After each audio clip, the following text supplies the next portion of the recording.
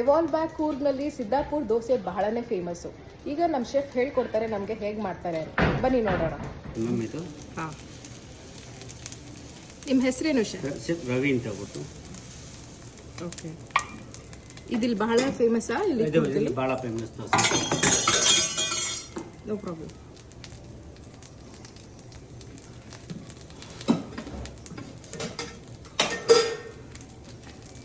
ಇದಕ್ಕೆ ನಾವು ವೈಟ್ ಬೆಣ್ಣೆ ಹಾಕ್ತಿದ್ವಿ, ಬಟರ್ ಅಂತ ಹೇಳ್ಬಿಟ್ಟು. ಹಾಂ, ಕನ್ನಡದಲ್ಲಿ ನಾವು ಬೆಣ್ಣೆ ಅಂತ ಹೇಳ್ತೀವಿ ಇದಕ್ಕೆ. ಹಾಂ ಮ್ಯಾಮ್, ದೋಸೆ ರೆಡಿ ಆಯಿತು. ಬಿಸಿ ಬಿಸಿ ಬೆಣ್ಣೆ ದೋಸೆ.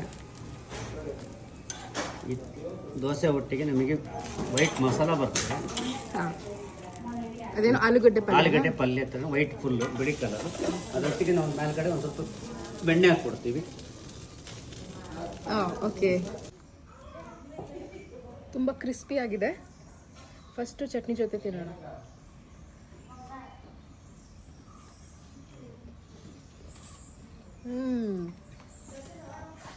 Very tasty. ಹಾಂ, ನೆಕ್ಸ್ಟು ಆಲೂಗಡ್ಡೆ ಪಲ್ಯ ಜೊತೆ ತಿಂತಾ ಇದ್ದೀನಿ.